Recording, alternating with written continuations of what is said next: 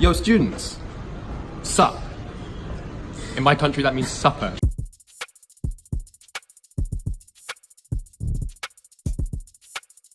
Paganophobia. The fear of dogs that can quote Shakespeare. No. I had wings. You had wings? Yeah. So you evolved out of them? Yeah. I cut them off. At what age? Oh, you cut them? Well, I flew that like too your close base? to the sun and they melted. They were made of honey. They weren't. My first piece of advice would be don't listen to my advice. I mean, I tend to go for unusual things because I'm an idiot. Kind of, you grow up watching Friends all the time, so basically I just did a sort of Ross impression. I can't imagine my life without you, you know? How can one step away from you ever be anything for me but a step in the wrong direction? Oh my God! No.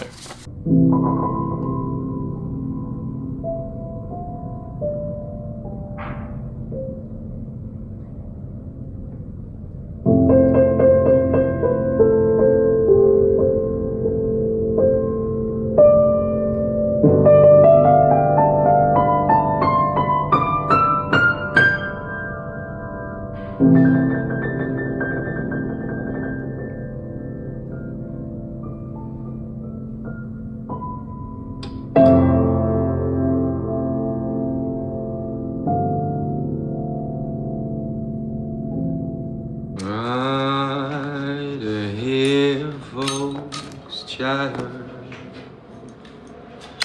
and I know you cheat. Right or wrong don't matter when you're with me.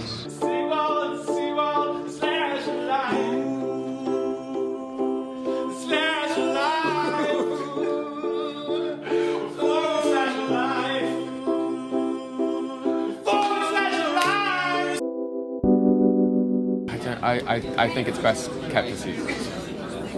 A guy came on, like a live, real person, and said, "Do not be alarmed, we have an alarm." I was like, surely that is the fundamental point of an alarm. Hi, my question is, why do you have two socks of different colors?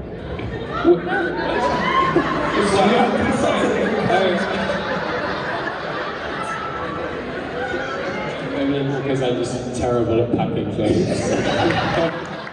I am fans of loads of different things for loads of different reasons. Sometimes it's of a human, sometimes it's of a piece of work, sometimes it's of a sock. But college student, if you're a theater student, if you're a Origami student. And however I feel, if I'm exhausted, if I've had the best sleep of my life, if I'm in love, if like I don't know, have burnt my foot with a fireball. Like a Pokemon thing. Question. Boom. Bang. Nailed it. Yeah. Boom. Boom. Boom. I think Lan's a by happy chance. I don't think he's articulate enough, as I am proving during his interview, to be a DJ. I think the easiest metaphor for it is it's like music. It's like making films is like recording an album in a studio, and doing theatre is like doing a gig.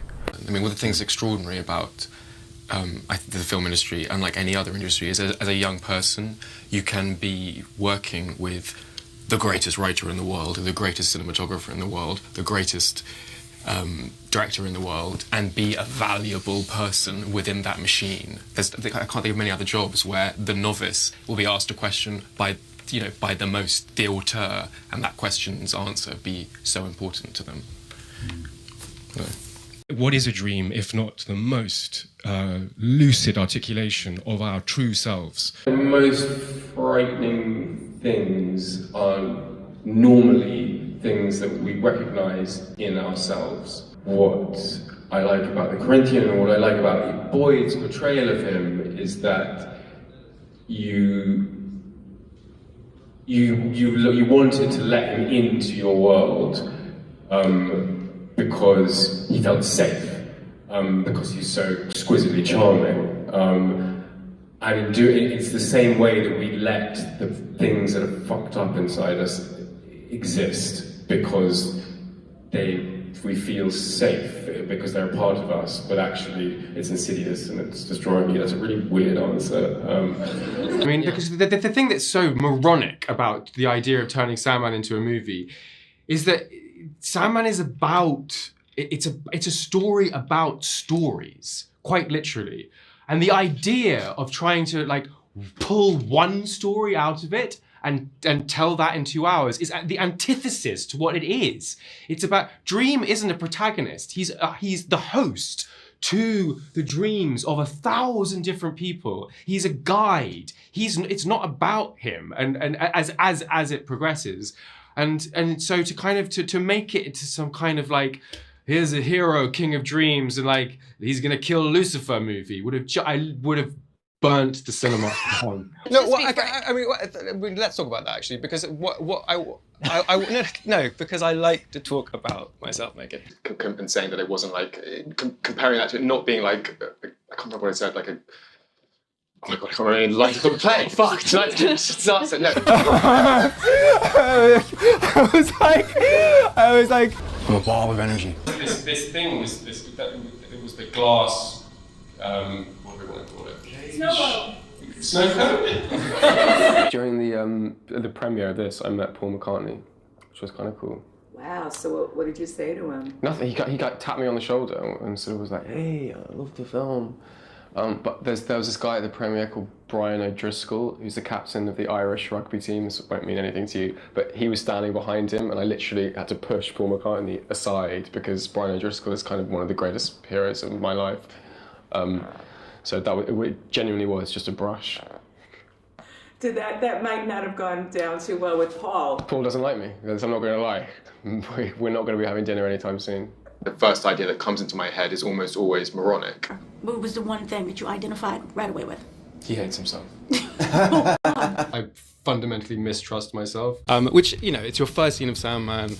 Like, you're pretty terrified about how the embodiment is a complete failure of everyone's hopes and dreams. I looked at it from an outsider's perspective, thinking whoever plays this is going to fuck it up. And then when it was me, I was like, oh, fuck, I'm going to fuck it up. I struggled to be proud of myself. Tom was in the first email we got from casting, and we went, oh my gosh, Tom is the best, Tom is magnificent. And then we saw 1,500, 2,000 Morpheuses, and there was no one who was Tom. He had gravity. He could actually make you believe that he was a billions of years old entity, somebody who existed in dreams, that he wasn't human. And honestly, we probably met 100 people, and it's not that you get jaded, but we were a little jaded at that point, and Tom saunters in and sits down and totally blew us away. My casting director suggested I should see this young theatre actor called Eddie Redmayne. So she brought him in and I threw him into the mix with all the different actors that I'd been testing. And it was when I put him with Tom Sturridge that everything kind of just fell into place. There was this incredible dynamic between the two of them that was evident in the first 10 seconds of the screen test, which was exactly what I was looking for. I need everyone to be as funny as they can be, but they've also got to be real. You've got to believe that they're real people. I think if the audience think that they're just fooling around, that's no good. So I met a lot of boys of Tom's age, but they're all so serious. All took life so seriously, and then Tom came along and you could tell that he was somebody who had a sense of humour. By the end of the play and seeing Tom in this play, I was in pieces. I was a puddle on the ground. And so when I first read the script, I was like, Tom Sturridge would be incredible and be able to fully express the complexities of this character. My true birthday is the 5th of December, 1985.